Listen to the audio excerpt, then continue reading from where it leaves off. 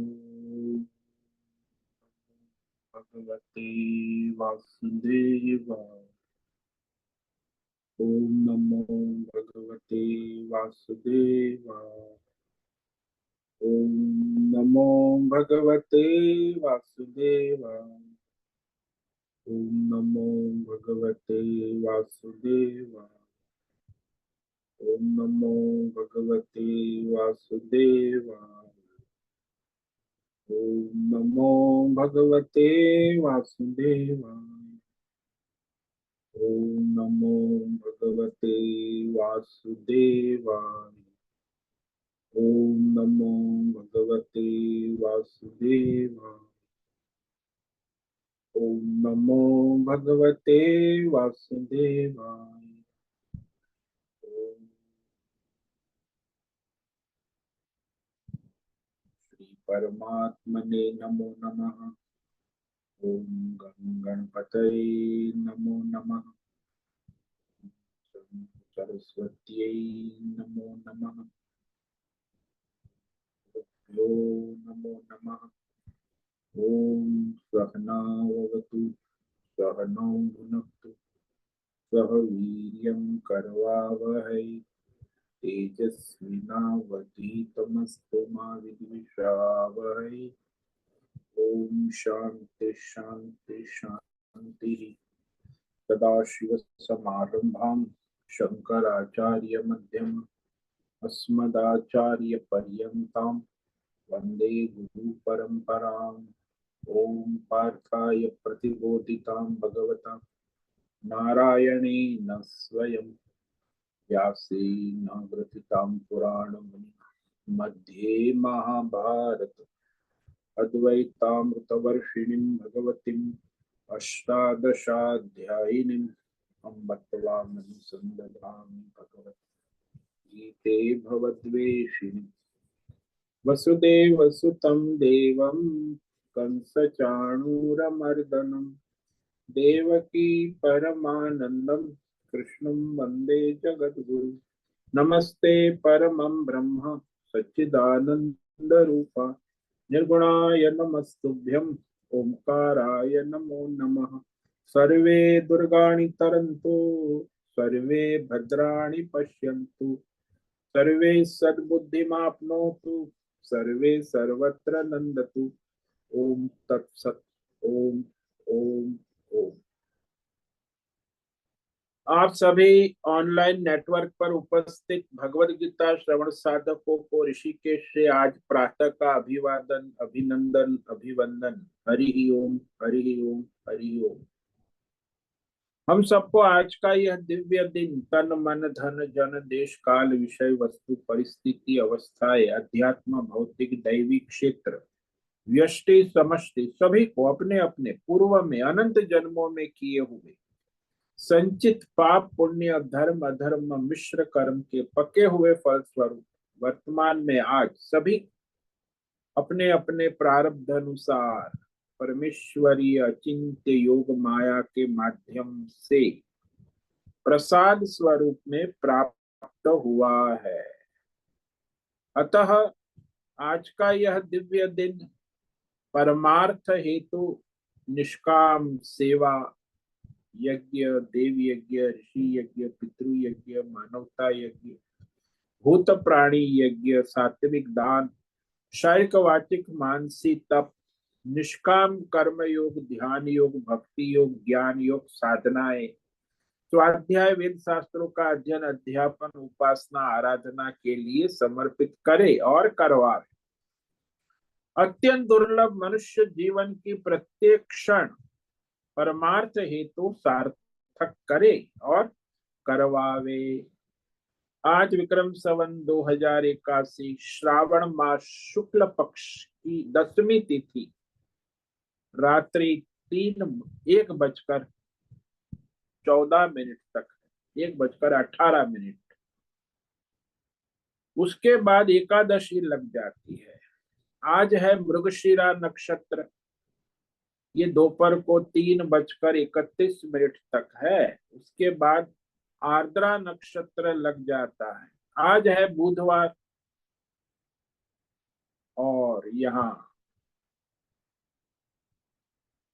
वर्षा ऋतु चल रही।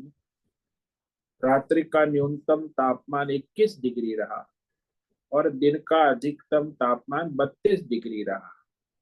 वायु की गति 5-10 किलोमीटर प्रति घंटा चल रही। ईस्वी सन 2024, 28 अगस्त 28 अगस्त 2024 सुबह के 7 बजने वाले हैं। कलयुग का प्रथम चरण 5125वां वर्ष 7वां वैवस्वत मनवंतर श्वेत वराह कल्प ब्रह्मा जी का 26वां दिन एवं 51वां वर्ष चल रहा है। तो ऐसे अनंत कोटि ब्रह्मांडीय परमेश्वरीय अचिंत्य योग माया में हमारा यह एक ब्रह्मांड, इस ब्रह्मांड में ये पृथ्वी लोक में समुद्र के ऊपर जम्बू द्वीप में विश्व का एकमात्र वैदिक राष्ट्र भारत में उत्तर हिमालय प्रांत में उत्तराखंड राज्य में टिहरी जिले में हिमालयन शिवालिक पर्वतमाला के अंतर्गत मणिकुट पर्वत के ऊपर नीलकंठ महादेव के सामने ऋषिकेश नगरी में मुनि की रेती प्रांत में शीशम झाड़ी में औदुतबाड़ा आश्रम के सी ब्लॉक 5 नंबर कमरे से पहले माले से गंगा किनारे से हम स्वामी उत्तमानंद सरस्वती भगवद गीता के आचार्य शिष्य स्वामी चिन्मयानंद सरस्वती महाराज चिन्मय मिश्र कैवल्याद्वैत वेद व्यास भगवत शंकराचार्य की श्रृंगेरी संन्यास परंपरा से शिक्षित दीक्षित सनातन वैदिक भारतीय हिंदू धर्म अनुसार संपूर्ण भगवद गीता ज्ञान यज्ञ ऑनलाइन चैतन्यमय जीवंत लाइव प्रसारण के अंतर्गत व्याख्यान माला में अध्याय 7 ईश्वरीय ज्ञान विज्ञान योग के श्लोक नंबर 14 पर संस्कृत एवं हिंदी में व्याख्यान करेंगे।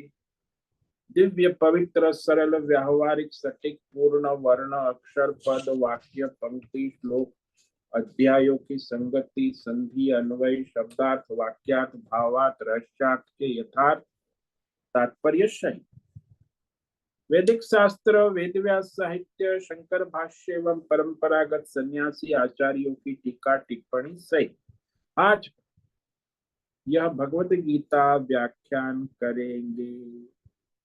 कृपया आप सभी श्रद्धा भक्ति ध्यान से परिपूर्ण होकर के यह दिव्य श्रवण साधना करे, इसमें से कुछ ग्रहण करे, कुछ धारण करे, कुछ अपने जीवन में चरितार्थ करे और उसमें निरंतरता लाए।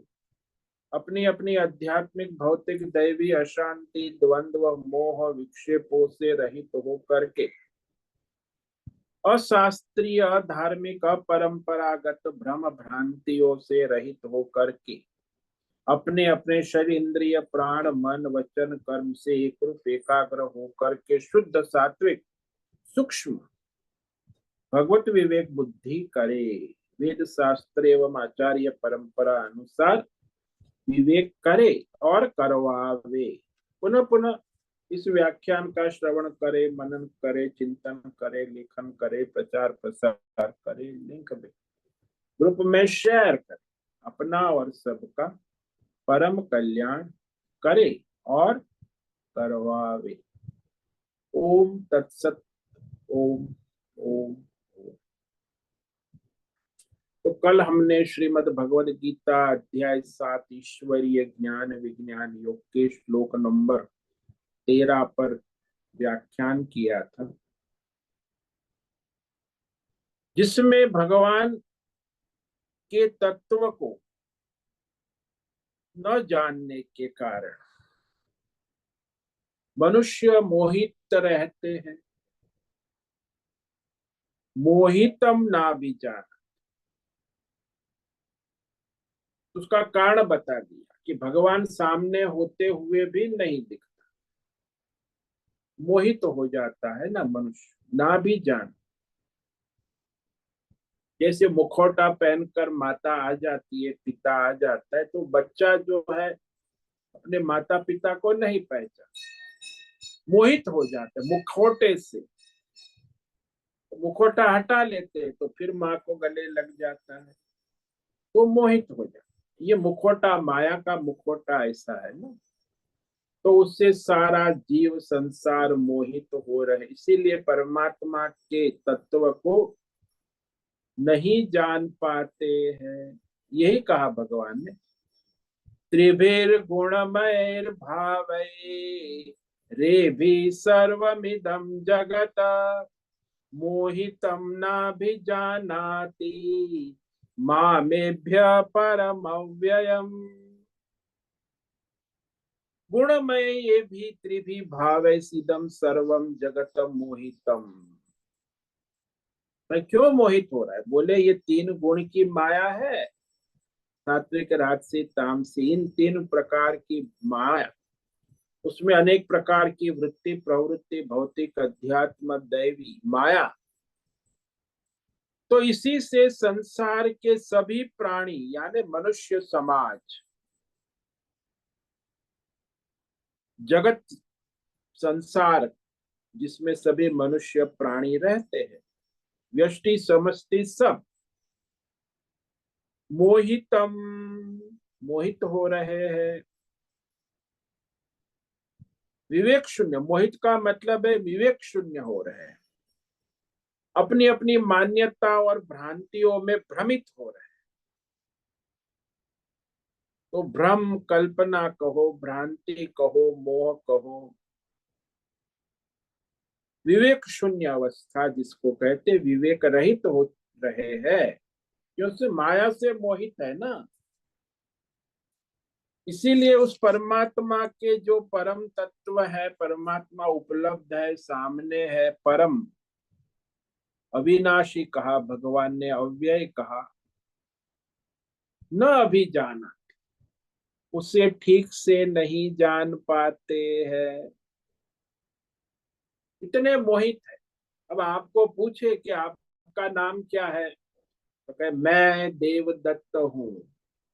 अब देवदत्त में इतने मोहित है कि मैं हूं, वहां बुद्धि जाती ही नहीं कि मैं हूं तो देवदत्त है कि देवदत्त है। तो अज्ञान में यही मानते देवदत्त है इसीलिए मैं हूं, यदि देवदत्त नहीं है तो मैं नहीं हूं। अरे उल्टी बुद्धि हो गई, मैं हूं तो देवदत्त है। लेकिन ऐसी माया उल्टी कर देती है, मोहित कर देती है बुद्धि को। तो मैं शरीर से भूखा हूं तो वैसे मैं भूखा हूं, ये जानता है, लेकिन मैं आत्मा हूं ये नहीं जानता। ये बड़ा आश्चर्य है।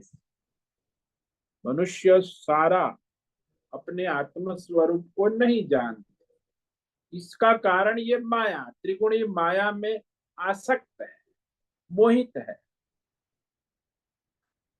तो सारे जीव त्रिगुणी माया को तो मोह में डालती है, माया जीव को, परमेश्वर को, ईश्वर को मोह में नहीं डालती, और आत्मज्ञानी को भी मोह में नहीं डालती। तो जितने भी अज्ञानी जीव है, मनुष्य है, वो सारे अपने अपने मोह माया में मोहित रहते हैं। जन्म जन्मांतर, जन्म मरण, आना जाना चलता रहे। ये माया किसको मोह में डालती है? जो अज्ञानी, आत्मज्ञानी है उसे माया मोह में नहीं डालती। माया परमेश्वर में जो है, परमेश्वर को भी मोह में कहां से डाले?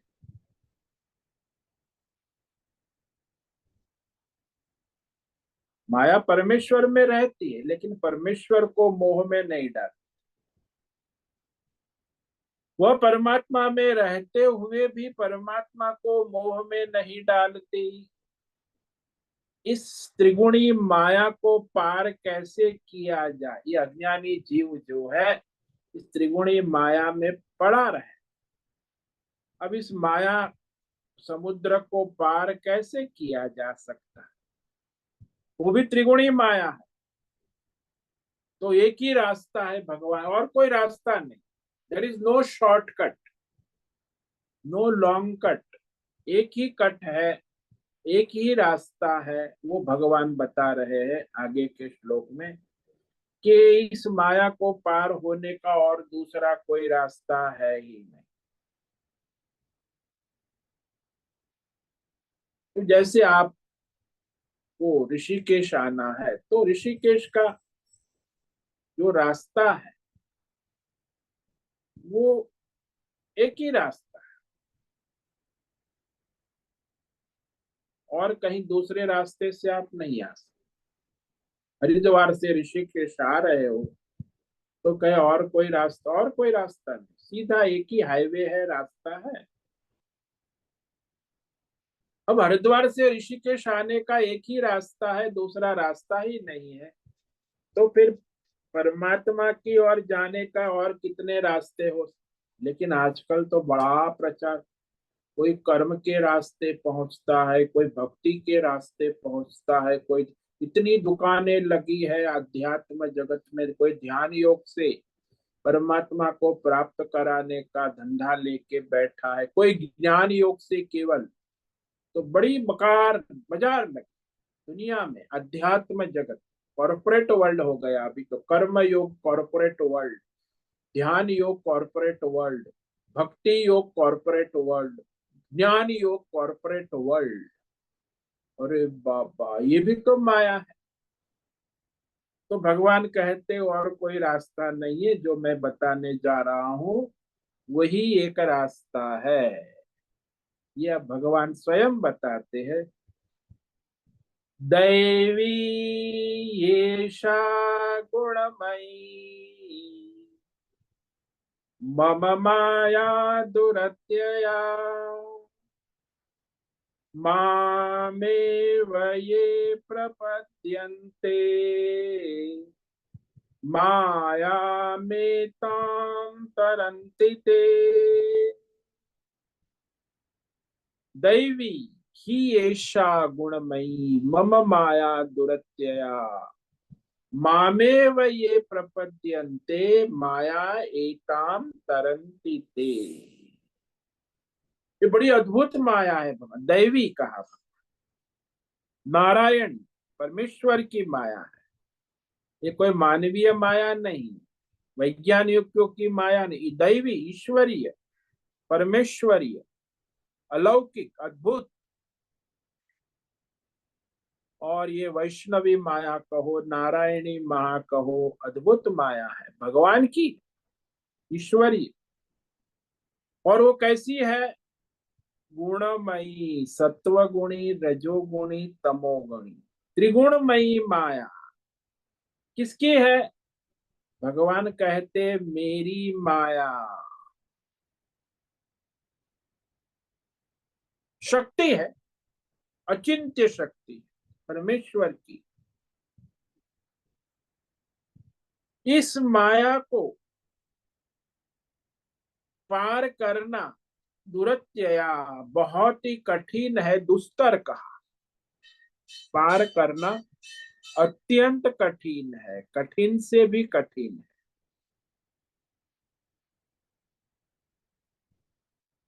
जैसे समुद्र को पार करना कठिन है, वैसे इस माया को पार करना भी कठिन। किंतु कहते हैं भगवान की ये मामेव प्रपद्यते, जो केवल मुझे समर्पित होकर निष्काम भाव से संसार का और फल का आश्रय छोड़कर अपना स्वधर्म कर्तव्य कर्म करते हैं, भजते, यानी निष्काम कर्म योग, ध्यान योग, भक्ति योग, ज्ञान योग, साधना समर्पण भाव से करते, प्रपद्यंत। तो वह निष्काम योगी इस माया को पार कर जाते, तरंती कहा, संसार से तर जाते। ये कल्पित त्रिगुणी माया को पार कर जाते, किसके द्वारा? निष्काम कर्म योग, ध्यान योग, भक्ति योग, ज्ञान योग, समर्पण ईश्वर समर्पित होकर वह पार कर जाए। अब ज्यादातर मनुष्य संसार में जो ये माया है उससे मोहित रहे। अब माया है कि नहीं है इसका भी कई लोगों को पता नहीं कि माया है कि नहीं, उतना अज्ञान है। तो माया के विषय में जानना ये भी दुर्लभ है। माया का प्रमाण, माया का रूप कैसा है, माया कैसे काम करती है, और इस माया को कैसे पार किया जाए, ये सब आवश्यक। जैसे आपके पास मोबाइल है तो आपके हाथ में है। अब मोबाइल को कैसे चलाना है और उसको कैसे बंद करना है, कैसे उसका उपयोग करना है, ये तो सब जानना आवश्यक। नहीं तो मोबाइल की माया में घूमते रहो। ऐसे ये माया भी है, माया को जानना भी आवश्यक है। और उस माया पार कैसे किया जाए ये भी जानना आवश्यक। तो माया का आश्रय कौन है? परमेश्वर है। माया का विषय क्या है? संसार है। माया का प्रमाण क्या है? जो आप देख रहे हो साक्षात सामने। और माया का रूप कैसा है? त्रिगुणी है, त्रिगुणात्मक माया है। और ऐसी माया को कैसे पार कर सकते हैं ये भी जानना आवश्यक। क्योंकि मनुष्य को 24 घंटा 24/7 नित्य प्रत्यक्ष प्रतीत हो रही है ना।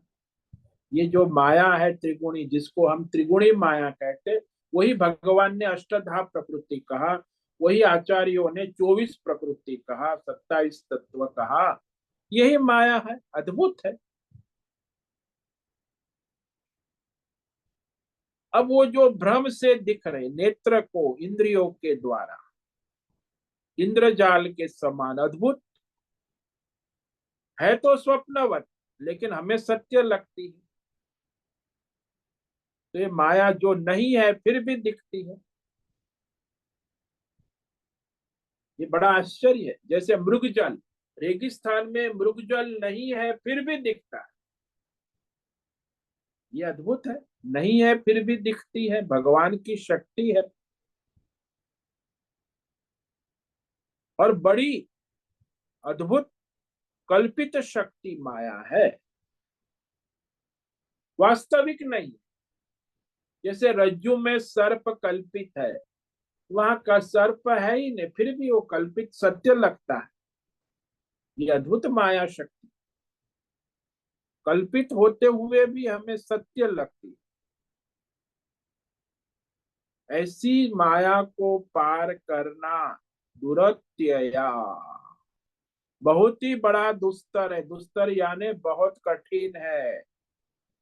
जैसे हिमालय पर्वत एवरेस्ट को चढ़ना, सबसे ऊंची चोटी पर, उसके लिए कोई सरल रास्ता है हिमालय चढ़ने के लिए? कोई पर्वतारोह ऐसा कह सकता है कि हाँ सरल रास्ता? आसानी से नहीं जा सकते। माउंट एवरेस्ट चढ़ना है तो बड़ा दुस्तर है, कठिन है। और अनेक कठिनाइयों के बाद पहुंच सकते हैं तो पहुंच। एक टीम शुरू हुई थी माउंट एवरेस्ट चढ़ने के लिए, तो उसमें 40 लोग थे माउंट एवरेस्ट के ऊपर। अब 40 में माउंट एवरेस्ट चोटी पर पहुंचने वाले केवल 3 ही रहे। 40 में 10-15 तो रास्ते में ही समाप्त हो गए, बाकी 10-15 वापस आ गए, कहीं बीच में रुक गए। केवल 3 व्यक्ति वहां माउंट एवरेस्ट की चोटी, पूरी 40 की टीम तैयार, पूरी तैयारी के साथ वैज्ञानिक, लेकिन एवरेस्ट पर पहुंचने वाले केवल 3 ही रहे। तो बड़ा कठिन है। जब एवरेस्ट चढ़ना इतना कठिन है, तो ये जो माया है उसे पार करना बड़ा कठिन है। इसलिए कई लोग तो उसके लिए प्रयत्न ही नहीं करते। इसे पार करना कठिन है तो इसमें जाना ही नहीं, आसान माया भोग में घूमते रहो। जो नहीं है फिर भी दिखती है, अद्भुत है। तो ऐसे ये ईश्वरीय दैवी कहा भगवान की माया शक्ति है। मामेव प्रपद्यन्ते, बहुत बहुत का शब्द सूत्र दे दिया, कैसे पार करोगे।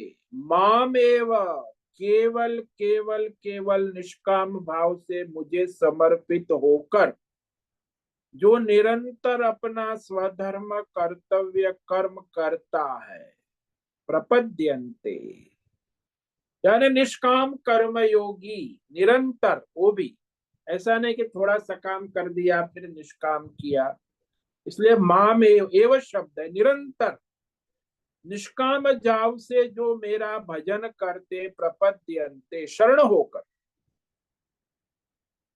तो ऐसे निष्काम योगी इस माया को तर जाते हैं।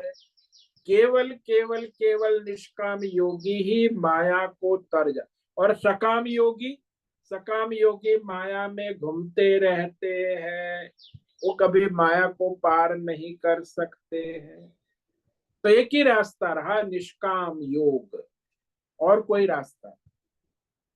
ईश्वर समर्पित अपना जो भी योग साधन भजन समर्पित भाव से करना, जैसे भक्त प्रहलाद है, ध्रुव है, शंकराचार्य है, स्वामी दयानंद है, विवेकानंद है, मीराबाई है, कबीर है, तू केवल भगवान को निरंतर भजते हैं ना, समर्पित, तो वो माया को पार कर गए। बाकी जीव संसार में माया में घूमते रहते, तो बड़ी अद्भुत है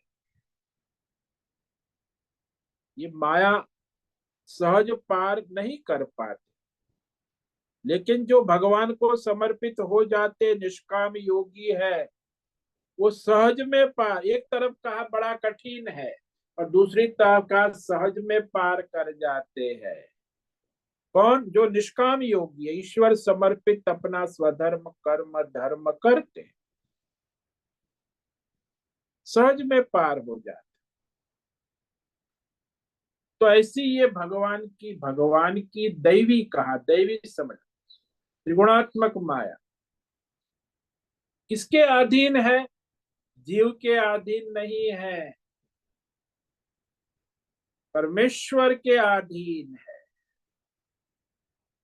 और इसे पार कर पाना अत्यंत कठिन है। इसीलिए जो केवल निष्काम भाव से शरणागत, प्रपन्न का मतलब है शरणागत होना, समर्पण होना, संपूर्ण शरणागति, संपूर्ण समर्पण, इसे प्रपन्न कहते, शरणागत, वो भी निष्काम भाव से भगवान को समर्पित होकर अपना जो स्वधर्म कर्म योग साधना करे, वे ही इस त्रिगुणी माया को पार कर जाते हैं।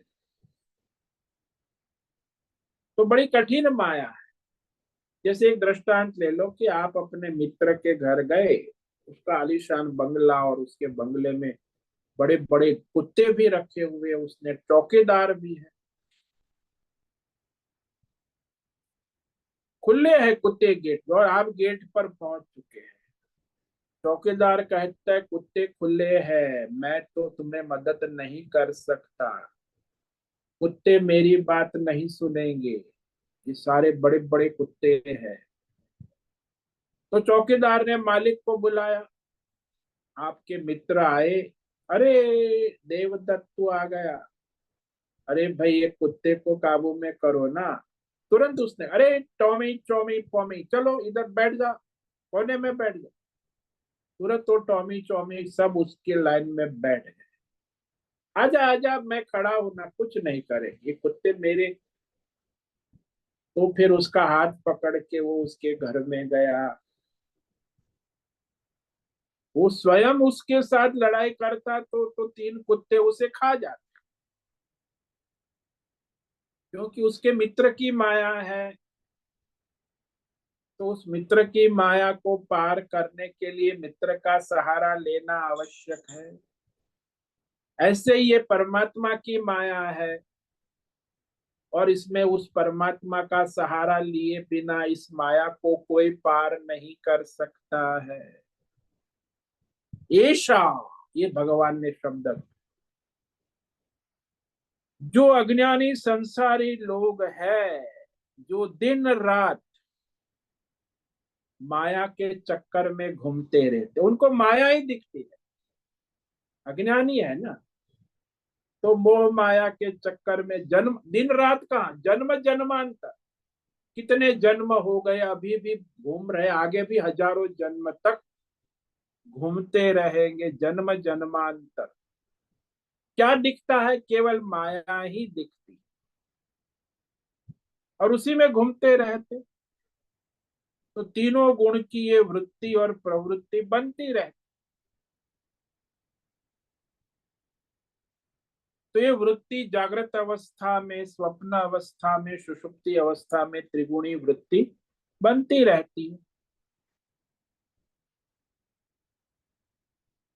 और कभी वह सात्विक वृत्ति का प्राधान्य होता है, तो कभी राजसिक वृत्ति प्रवृत्ति बन जाती है, कभी तामसी वृत्ति प्रवृत्ति। इसी तरह तीनों गुण की वृत्ति उसे पता ही नहीं चलता कैसे आती है जाती है, वो तीनों गुणों के चक्कर में घूमता रहता है। कभी सोचता है आज तो सात्विक खाना पीना है, तो वहां फिर होटल आ गई, अरे होटल में तो खाना ही होगा, तो फिर राजसी वृत्ति आ गई। फिर वहां कहे अरे यहाँ तो शराब भी है, नॉनवेज, और भी थोड़ा टेस्ट कर लेते हैं, तो तामसी वृत्ति आ गई। सोचा था फलाहार करना है, लेकिन कहां से कहां पहुंच गया। तीनों वृत्तियां आती जाती। तो बिना इन तीन गुणों के संसारी मनुष्य कभी जीवित नहीं रहते हैं, क्योंकि उसके बिना एक क्षण भी कोई नहीं नहीं रह सकता। त्रिगुणी माया निरंतर उसके भीतर बाहर, भीतर से और बाहर से चलती रहती, और वो उसको, त्रिगुणी माया है, उसे सभी को प्रत्यक्ष सिद्ध है। अपने भीतर भी देखता है तो वहां, और बाहर तो इंद्रियों के द्वारा प्रत्यक्ष ये माया सिद्ध है, प्रसिद्ध है, किसी को बताने की, कहने की जरूरत नहीं, स्वयं सिद्ध है, प्रसिद्ध है, सभी को अनुभव में आती है। और वो बदलती रहती, ये भी सबको अनुभव में आती। लेकिन विवेक बहुत कम लोगों को होते कि बदल रही है, माया है, सत्व गुण बदल रहा, रजो गुण बदल रहा, तमो गुण, ये बहुरूपीय की तरह बदलती रहती। कभी सत्व गुणी रूपी धारण कर लेती है, कभी रजोगुणी, कभी कभी मिश्र रूप धारण कर लेती। यह माया का रूप है। तो माया एक भगवान की शक्ति, लेकिन उसके रूप है अनेक। तीन गुण, सत्व गुण, रजो गुण, तो ये तीन रूप, उसमें से भी अनेक रूप बना लेते हैं। अष्टधा प्रकृति, तो अष्टधा में से भी अनेक रूप, बहुरूपीय में से बहुरूपिया बन जाए। अष्टधा प्रकृति में से 27 तत्व बना लेते। जो जादूगर एक डब्बे में से बहुत कुछ निकालने लगता है, डब्बा तो एक है मैजिक, लेकिन वो डिब्बे में से न जाने कितनी निकालता रहे। ऐसे माया तो एक ही है, उसमें ये तीन प्रधान गुण है, उसी के द्वारा ये सारा पिंड ब्रह्मांड, ये सारे तत्व, भौतिक, अध्यात्म, दैव, संसार प्रकट होते रहते। जादूगर का एक ही डब्बा है, उसमें से सब प्रकट होता है, पूरा जादू के खेल। इसलिए कहा कि ये माया त्रिगुणात्मक, कभी एक गुण का प्राधान्य हो जाता है, तो कभी रजोगुण का प्राधान्य हो जाता, तो कभी तमोगुण का प्राधान्य। तीनों गुण बदलते रहे। आप देखो सुबह से शाम प्रारब्ध के अनुसार सभी जीवों में तीन गुण बदलते रहे, उसी में वो दौड़ता रहता है, कभी ये गुण को पकड़ता है, कभी वो गुण, प्रारब्ध के अनुसार तो आते जाते रहते हैं। ये भी माया है, त्रिगुणी माया। अब इसके विषय में तो हमारे संसार में केवल वास्तविक जानना है, तो वेद शास्त्र ही प्रमाण है। भगवत गीता, उपनिषद, वेद शास्त्र, लेकिन आजकल तो माया के बारे में बहुत सारी विटंबनाएं है ना, कि कोई माया को प्रकृति कहता है, कोई माया को कुदरत कहता है। इस तरह बहुत सारे शब्दों से प्रचलित। तो ये सारे जो मान्यता, सांप्रदायिक मान्यताएं माया के बारे में है, व्यक्तिगत मान्यता भी है। ऋषि मुनियों की भी अपनी मान्यता है, माया के बारे में बहुत ही मान्यता है। जैसे भगवान के बारे में बहुत, ऐसे माया के बारे में भी अनेक प्रकार की मान्यताएं प्रचलित। भगवान ने उत्तर में कहा कि वे जो मान्यता वो सब भ्रम है, मानवीय बुद्धि का भ्रम है। ये माया दैवी है, दैवी कहा भगवान। त्रिगुणी माया दैवी यानी ईश्वरीय परमात्मा की ही है।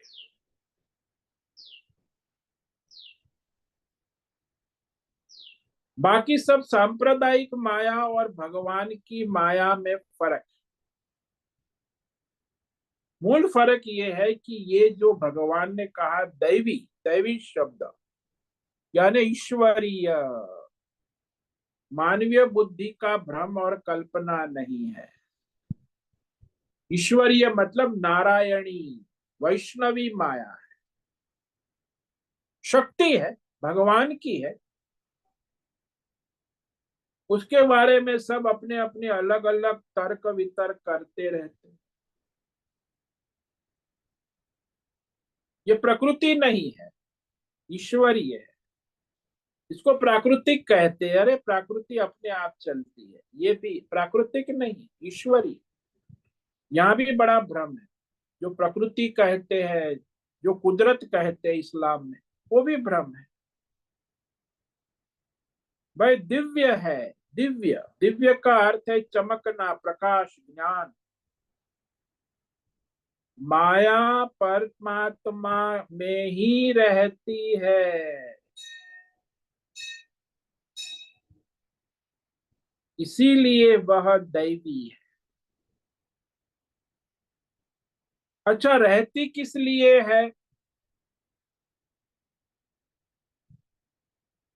क्योंकि परमात्मा इसके द्वारा सारा संसार का खेल कर सके।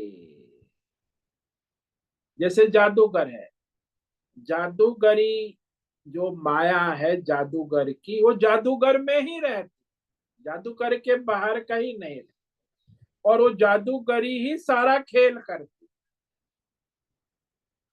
ऐसे ही परमात्मा में ही ये जो माया है, परमात्मा की जादूगरी शक्ति है, दैवी शक्ति, वही ये सारे संसार का सात्विक राजसी तामसी खेल करती है।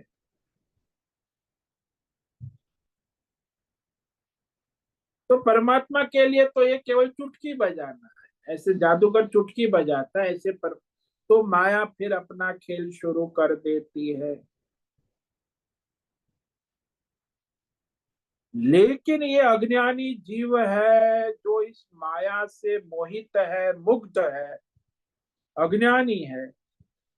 उस माया से मोहित होकर संसार में भौतिक, अध्यात्म, दैव अनेक प्रकार के दुखों और द्वंद्वों को अनुभव करने लगता है। बड़ा आश्चर्य है। मनुष्य इस माया से मोहित होकर ही दुखी होता है, सुखी भी होता है, दुखी भी हो, सारे द्वंद्व का अनुभव केवल माया से मोहित होकर ही करता है। आजकल श्रावण महीना चलता है, शिव पुराण की कथाएं चलती है। तो शिव पुराण में वर्णन आता है एक अध्याय में कि भगवान शिव प्रदोष की शाम को नटराज नृत्य का, ये नटराज आपने देखा होगा, नृत्य कर रहे हैं। और नृत्य में हाथ पैर ऊपर नीचे हिलाते हैं।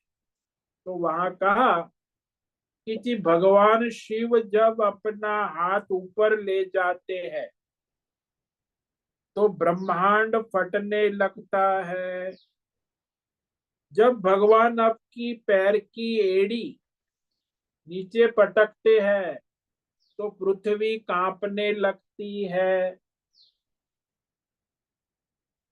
ये भगवान के लिए खेल है। नाच रहे नटराज शिव, तांडव नृत्य जिसको संसार में ऐसा असर हो रहा है। अब भगवान के लिए तो खेल है, नृत्य है, लेकिन जीव को घबराहट होने लगती है कि भगवान ने नृत्य किया तो पृथ्वी डोल गई और भूकंप आ गया। जरा भगवान ने अपनी एड़ी पटकी तो भूकंप आ गया। सारा का सारा, जैसे कच्छ गुजरात में हुआ था, भूकंप आया था कई साल पहले, 20, तो सारे गांव के गांव तबाह हो गए। हालांकि वो छोटी जगह थी गुजरात में। पृथ्वी डोली 9 रेक्टर से, 9 डिग्री डेल। तो वह कंपन इतना था कि सारे मकान के मकान ढह गए, मंदिर भी सारे ढह गए।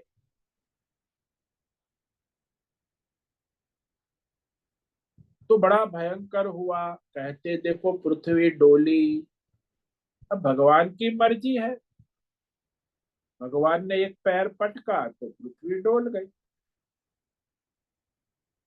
इतनी बड़ी पृथ्वी है, 3 लाख किलोमीटर लंबी चौड़ी।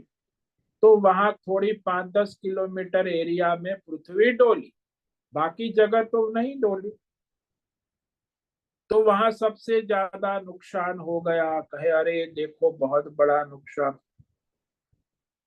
रहने वाले को तो बड़ी आफत आ गई।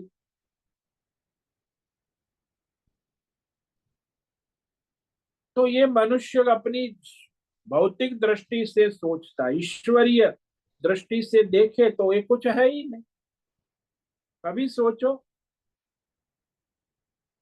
कि हमारे बालों में जुएं होती है ना, और जब हम कंघी फेरते हैं तो जू का क्या हाल होता है, वो भागने लगती है, दौड़ने प्राण बचाने।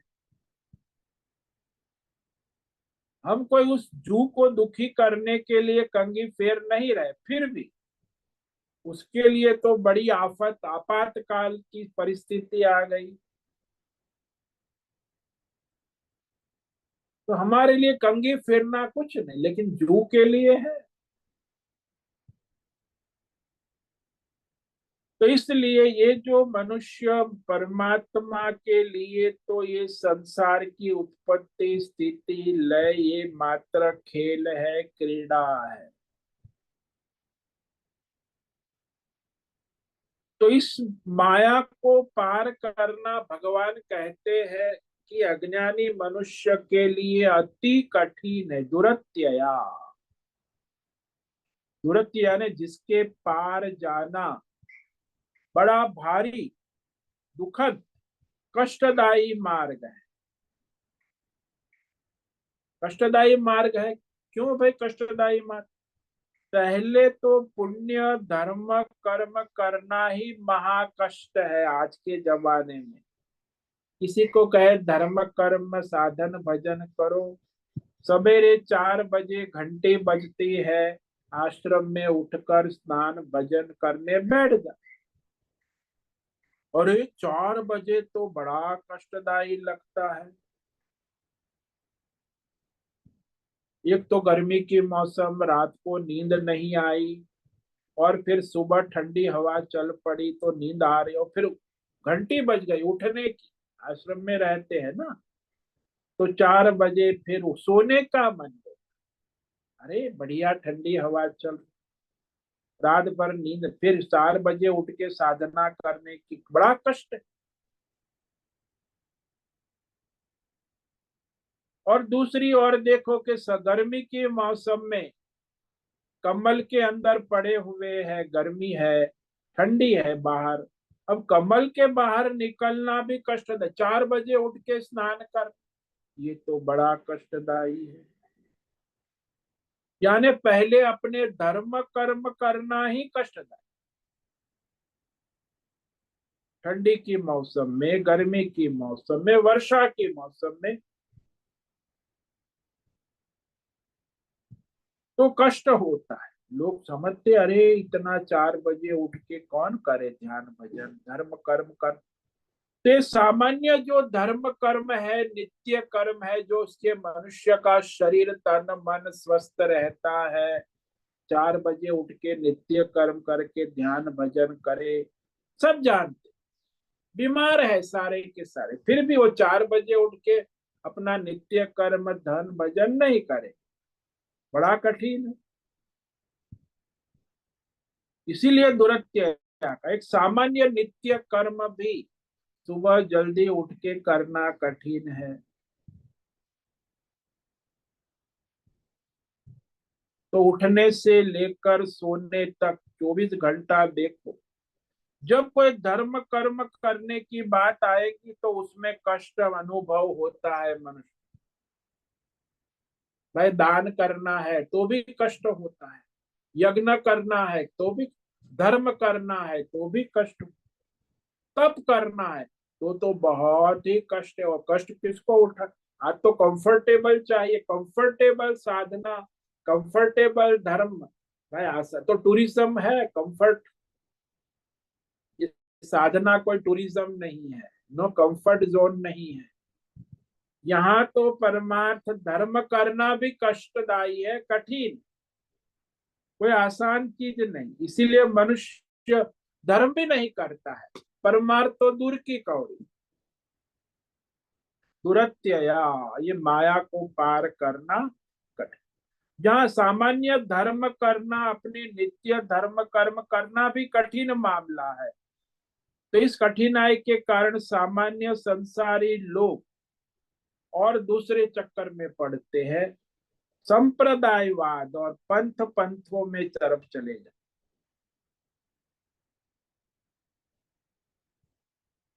तो वहां भी वो कहेंगे बहुत सीधा आसान रास्ता है, आजकल तो सब दुकान लगी है संप्रदाय पंथों की,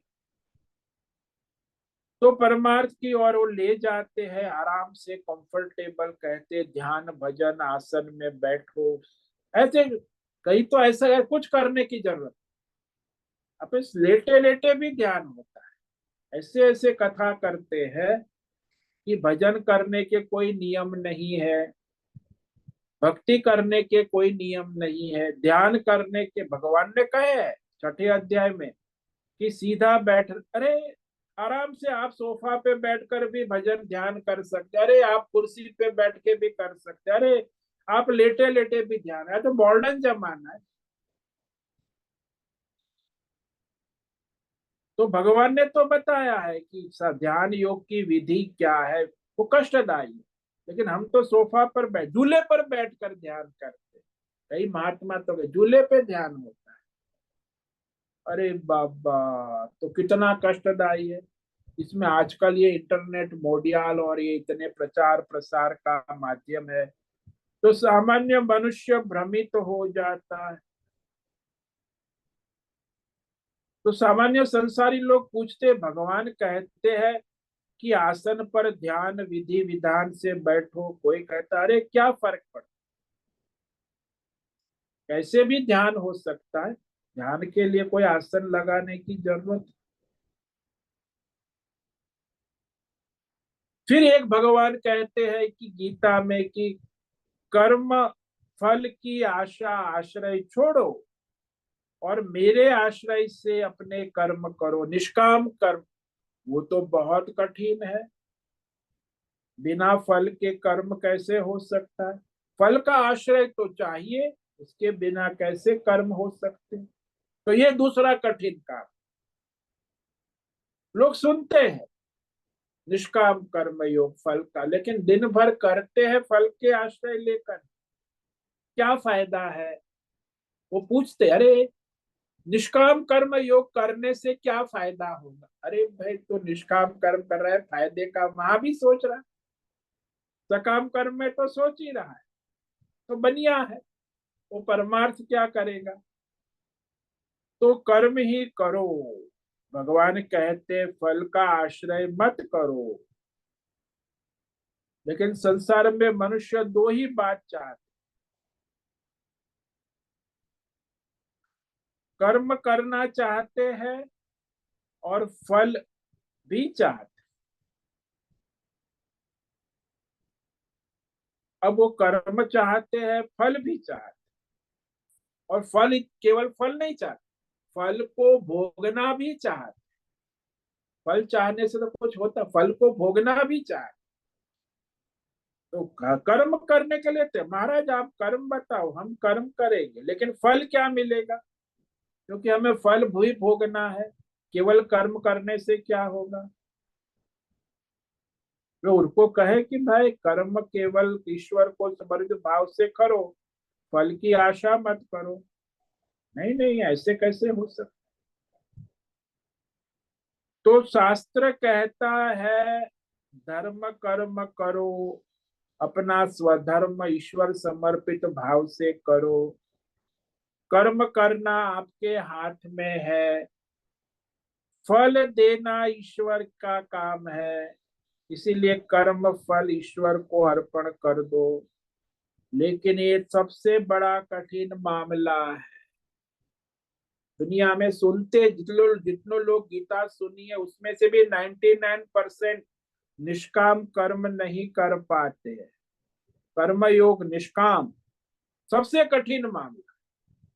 सुनना आसान है, समझना भी आसान है। जब करने फ्लोर पर आते हैं मैदान में, वहां सब सकाम कर्म की ओर ही बह जाते हैं, फल की ओर ही चले जाते हैं। इसीलिए भगवान ने कहा दुष्कृति बड़ा दुरत्य, या कठिन तो है, ये कोई मार्ग आसान नहीं।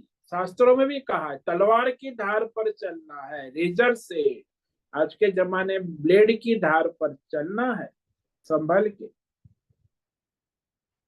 तो ऐसा कष्टदायी दुखदायी जो योग है अपना जाए, जीवन में लाए, तब जाके हमारे अंदर सूक्ष्म सात्विक विवेक शक्ति, यानी भगवत विवेक शक्ति उत्पन्न होगी। नहीं तो विवेक शक्ति उत्पन्न नहीं होगी। वो भी सूक्ष्म सात्विक, आत्मा अनात्मा, सत्य असत्य, नित्य अनित्य। अन्यथा रजोगुण तमोगुण में ही घूमते रहो। इस पर हम कल विचार करेंगे कि ये जो निष्काम कर्म अपनाया जाए ईश्वर समर्पित, यहाँ यही कह रहे मामेव प्रपद्यन्ते, केवल मुझ परमात्मा को निरंतर समर्पित होकर अपने स्वधर्म कर्तव्य कर्म करो, संसार का और फल का आश्रय छोड़ो, तभी तुम परमार्थ में आगे बढ़ सकते हो, इस माया को पार कर सकते हो। इस पर हम कल विचार करेंगे। तो आज हमने जो है पहली पंक्ति पर विचार किया है। ये दैवी माया बड़ी कठिन है पार करना।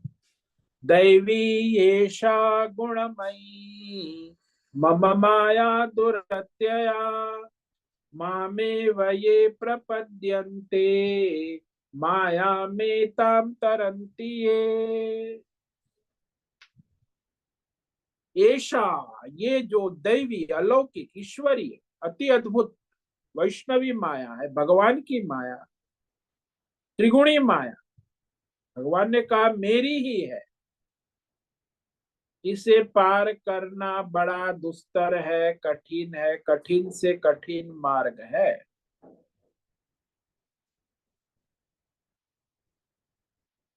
किंतु पार किया जा, एक ही मार्ग है, रास्ता है।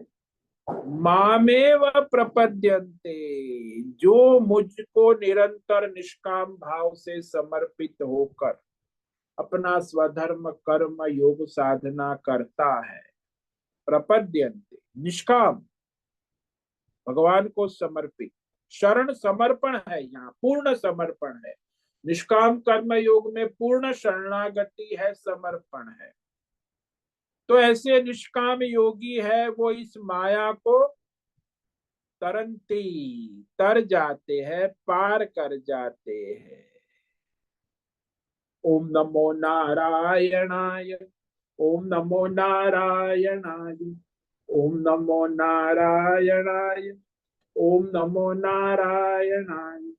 ओम नमो नारायणाय। कायेन वाचा मनसेन्द्रियैर्वा बुद्ध्यात्मना वा प्रकृते स्वभावात् करोमि यद्यत् सकलं परस्मै नारायणायेति समर्पयामि। ओम सर्वे भवन्तु सुखिनः, सर्वे सन्तु निरामयाः, सर्वे भद्राणि पश्यन्तु, मा कश्चित् दुःखमाप्नुयात्। अस्तु मा सद्गमय, तमसो मा ज्योतिर्गमय, मृत्योर्मा मृतंगमय। ओम पूर्णमद पूर्णमिदं पूर्णात् पूर्णमुदच्यते पूर्णस्य पूर्णमादाय पूर्णमेवावशिष्यते। ओम शांति शांति शांति।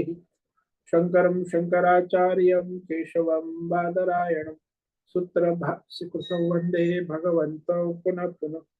ईश्वरो गुरुरात्मेति मूर्तिभेदविभाग व्योमवद्व्याप्तदेहाय दक्षिणामूर्तये नमो नमः।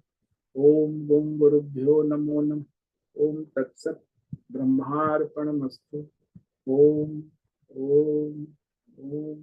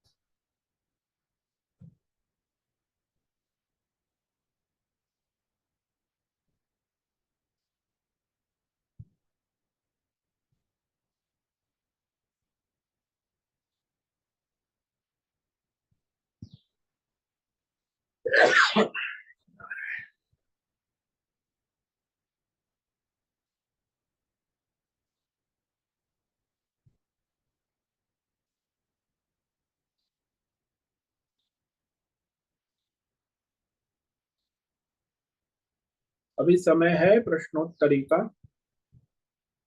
कोई भी साधक प्रश्न करे।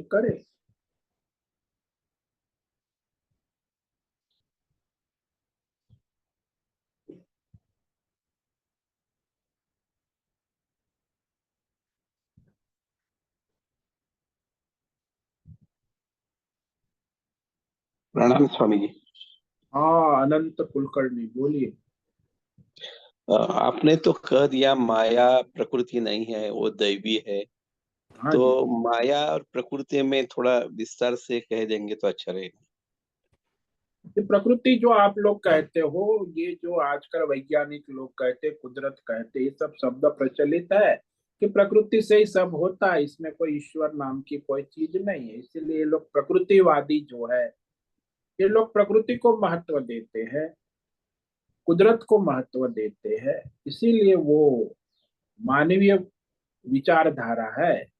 इसीलिए वहां कहा कि ये दैवी भगवान ने जो शब्द किया, ये कोई प्रकृति से सृष्टि नहीं चलती है। सृष्टि परमात्मा की दैवी माया शक्ति से, यानी परमात्मा से ही चलती है। लेकिन ये लोग, जो लोग परमात्मा को नहीं मानते, वो लोग प्रकृति को मानते हैं ना। इसीलिए यह स्पष्ट करना पड़ा, दैवी ईश्वरीय, ये प्रकृति स्वतंत्र नहीं है। लेकिन ये वैज्ञानिक लोगों के लिए स्वतंत्र है। जो लोग नास्तिक है वो प्रकृति को मानते, उनके लिए स्वतंत्र है। तो ये सारा जो प्रकृतिवादी लोग है, वो लोग प्रकृति को ही मानते हैं, ईश्वर को नहीं मानते। इसीलिए प्रकृति जो है, ये शब्द जो है, वो भौतिकवादी है। आजकल जो वैज्ञानिक है, ये लोग भी प्रकृति को महत्व देते। तो ये नास्तिक मत, प्रकृतिवाद, ईश्वरीय नहीं स्वीकार कर। समझ में आया? हाँ स्वामी। ओम नमो नारायण। ओम नमो नारायण।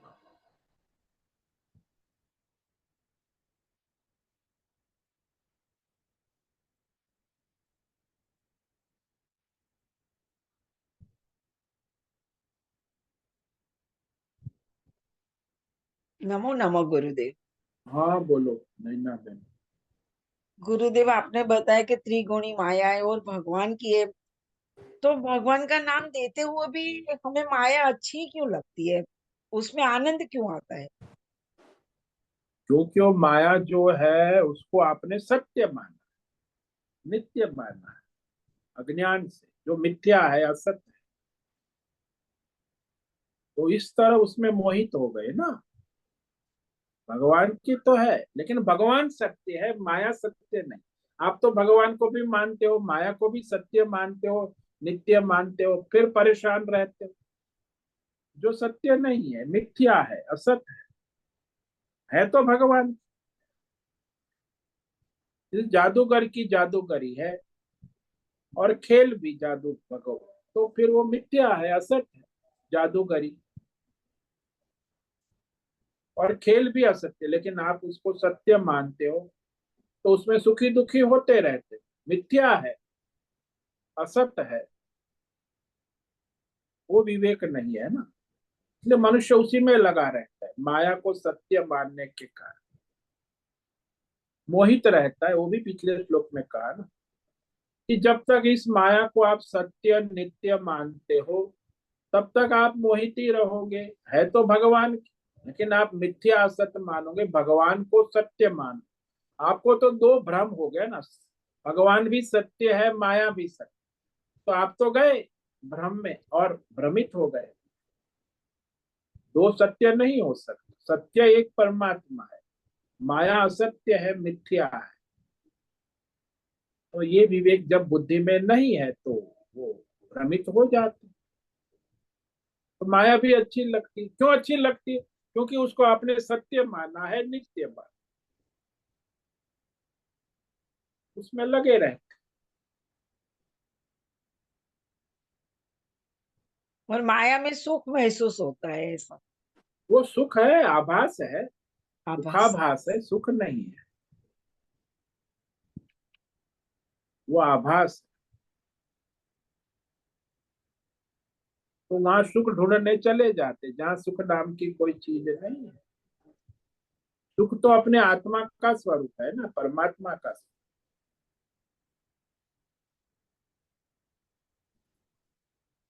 इसीलिए अज्ञान के कारण ही ऐसा होता है।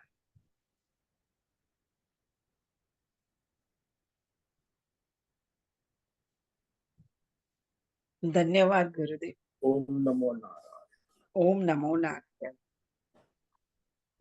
ठीक है, आज का समय पूरा हो गया है। सभी साधकों को आज का ओम नमो नारायण, ओम नमो नारायण स्वामी जी। सबको आज का ओम नमो नारायण।